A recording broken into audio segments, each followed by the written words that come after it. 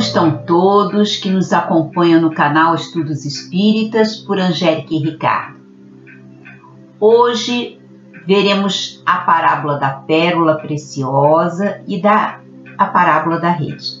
Essas duas parábolas estão no Evangelho de Mateus, capítulo 13, versículos 45 a 50. Mas antes, vamos elevar os nossos pensamentos aos nossos anjos guardiões, pedindo que melhore o nosso entendimento para as palavras de Jesus com a prece que Ele nos deixou. Pai nosso que estais nos céus, santificado seja o vosso nome, venha a nós o vosso reino, seja feita a vossa vontade, assim na terra como no céu. O pão nosso de cada dia nos dai hoje, perdoai as nossas ofensas, assim como perdoarmos aqueles que nos têm ofendido. Não nos deixeis cair em tentação, mas livrai-nos do mal, porque vosso é o reino, o poder e a glória para todo sempre. O reino dos céus é semelhante a um negociante que procurava pérolas preciosas. Descobriu uma de grande valor. Vendeu tudo que tinha e a comprou.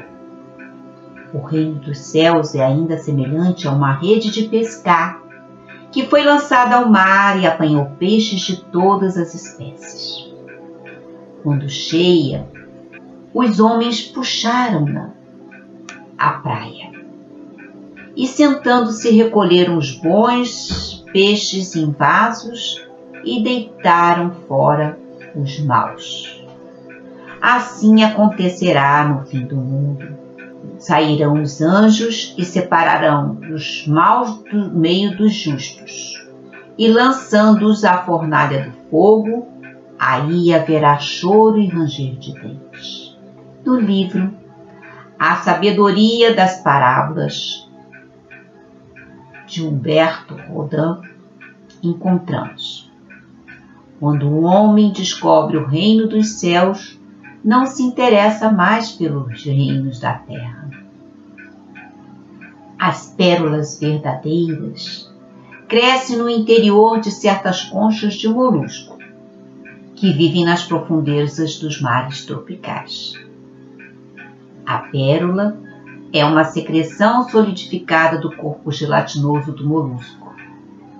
Se não houver lesão alguma no corpo do molusco, não se forma a pérola. Enquanto a pérola está encarcerada na concha, não manifesta o seu maravilhoso brilho. Somente quando exposta à luz do sol é que revela seu esplendor, que é o reflexo dos raios luminosos. Esses raios são de luz branca, ou melhor, incolor. A pérola, porém, reflete todas as cores do arco-íris em diversas tonalidades opalescentes, devido à consistência peculiar de sua superfície nacarada, em que se assemelha o reino dos céus com a pérola. A pérola nasce nas profundezas do mar, mas sua beleza só se revela à luz solar. Não é isto que se dá com o reino dos céus? Tem a sua sede nas profundezas da alma humana e não na superfície da vida externa. Mas seu esplendor só se revela plenamente na luz da vida diária. E encontrando uma pérola de grande valor, foi e vendeu tudo o que tinha e a comprou. Para descobrir boas pérolas, o negociante precisa mergulhar em profundidade, pois essas raridades não se formam na superficialidade das águas.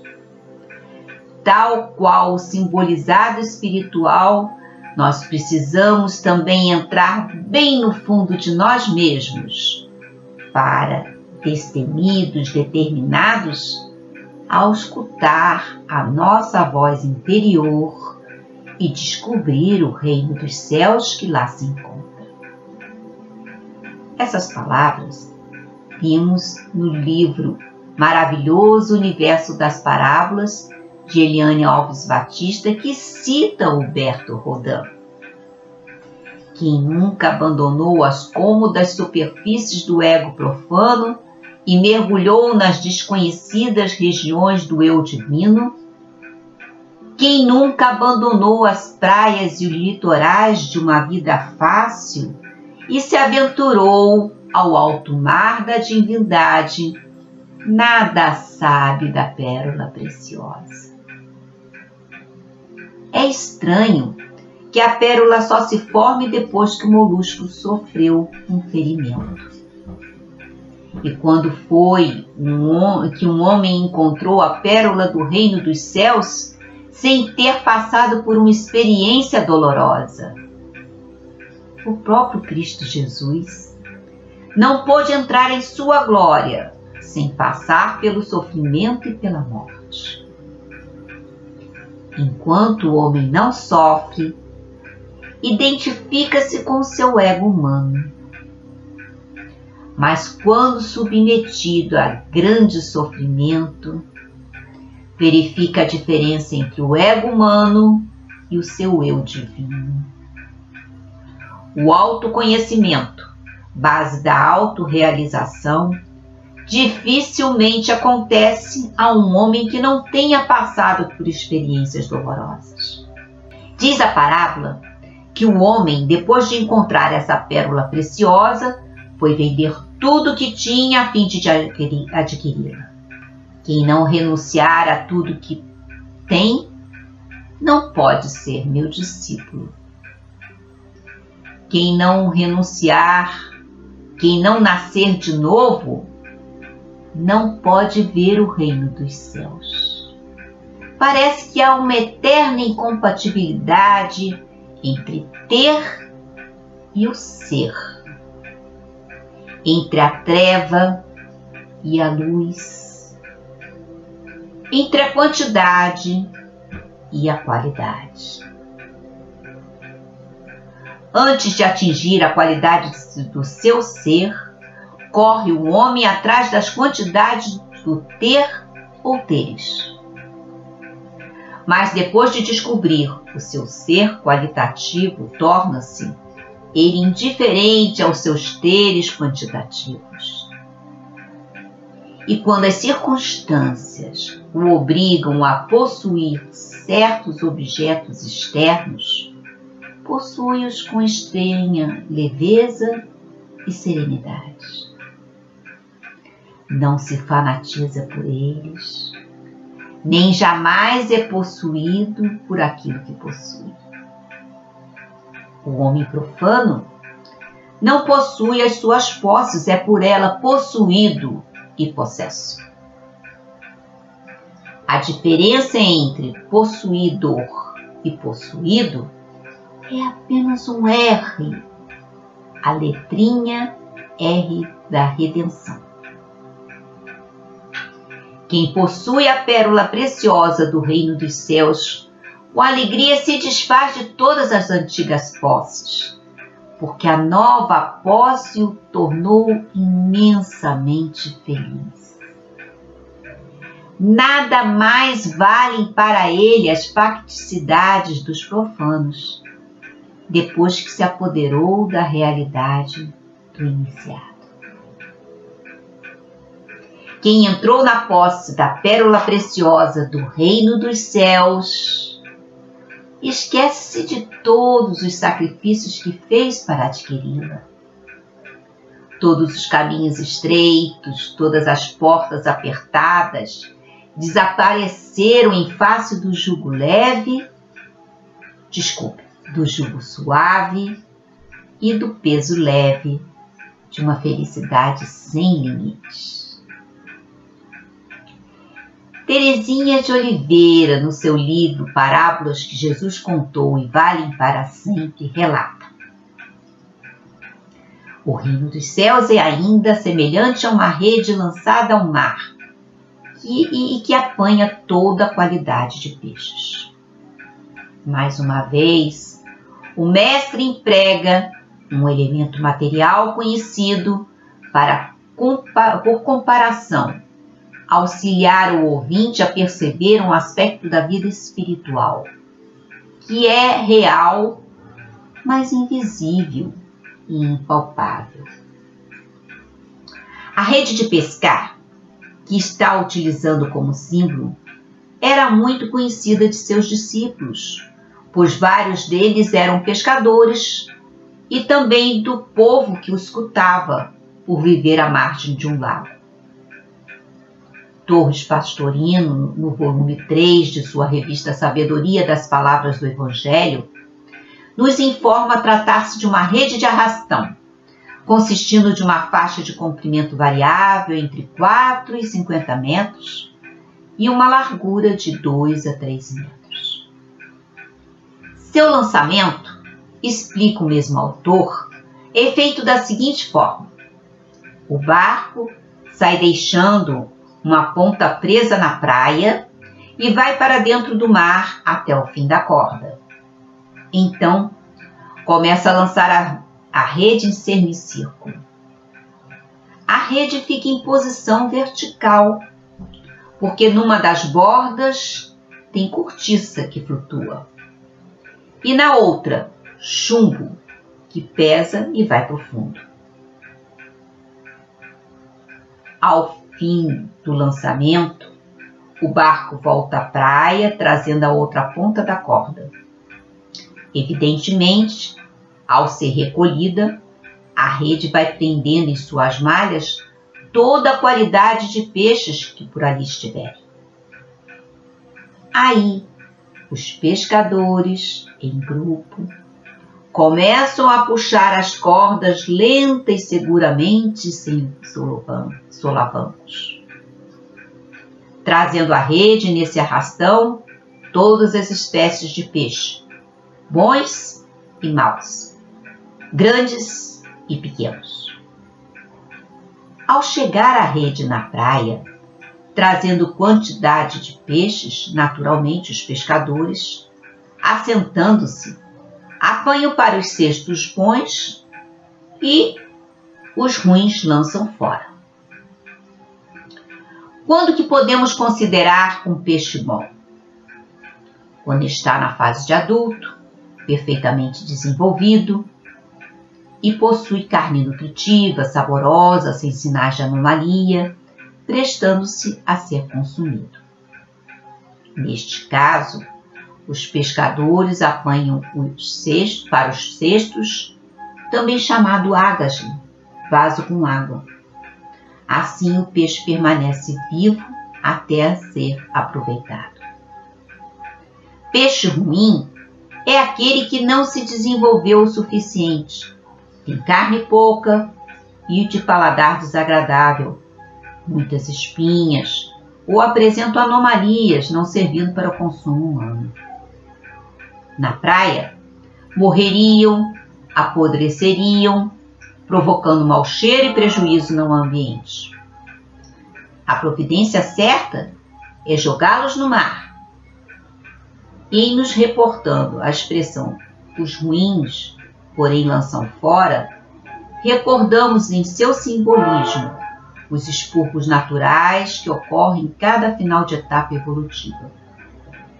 Sabemos que nos dias atuais se dá entre nós, para que o progresso, a partir do 3º milênio, possa fundar as bases de edificação do reino dos céus na terra, tornando-se necessário o expurgo dos maus para ambientes com os quais se encontram afinizados. O afastamento dos maus dá-se gradativamente, não de roldão, como muitos creem. A lei de Deus é de amor e não aplica violência para corrigir seus rebeldes. Poderemos encontrar alguma analogia entre o mar e peixes, pescadores e rede, com a vida espiritual? O mar seria a vida material nesse nosso mundo. Os peixes, mergulhados nesse mar, seríamos nós, espíritos aqui encarnados. Peixes bons são as pessoas que apresentam um desenvolvimento de acordo com a média possível para o nosso planeta. São úteis, prestativos, agradáveis, amáveis, se revelam íntegros e justos. Peixes maus são os pouco evoluídos, pouco servindo ao bem geral, frios, sem calor humano, agressivos, irritadiços, cheios de vícios, malícia e deslealdade. A rede nós podemos chamar da lei de desencarnação ou morte.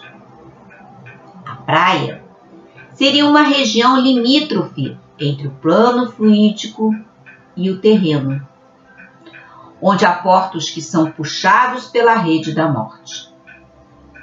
É na praia que existe a seleção dos bons e dos maus. Depois de lembrar essas cenas e figuras tão conhecidas dos ouvintes, no dia a dia, Jesus conclui: assim será na consumição dos séculos, virão os anjos e separarão os maus dentre os justos, e lançá-los-ão na fornalha do fogo. Ali haverá choro e ranger de dentes. Como entender a consumição dos séculos, de que fala Jesus? Essa representa o fim de um ciclo de evolução coletiva para os habitantes da Terra. Quando no mundo os seus habitantes alcançam certo padrão de desenvolvimento intelecto-moral, é um ciclo que se finda, e ao se findar, assinala para esse mundo uma elevação na escala da classificação geral dos mundos. Virão os anjos e separarão os maus dentre os justos. Usualmente, essa separação se dá segundo as leis divinas de atração e repulsão, entre os espíritos e os meios com os quais se apresentam sintonia e afinidade. Os justos são os que estão de acordo com a justiça divina, a lei de Deus. Conseguem permanecer no mundo fluídico, que já apresentam condições de ali serem úteis, terem aplicação e aproveitamento. Os maus são aqueles que ainda não atingiram os padrões previstos para a média da evolução humana. Ainda não apresentam condições de permanecerem no mundo fluídico com proveito. Para onde irão?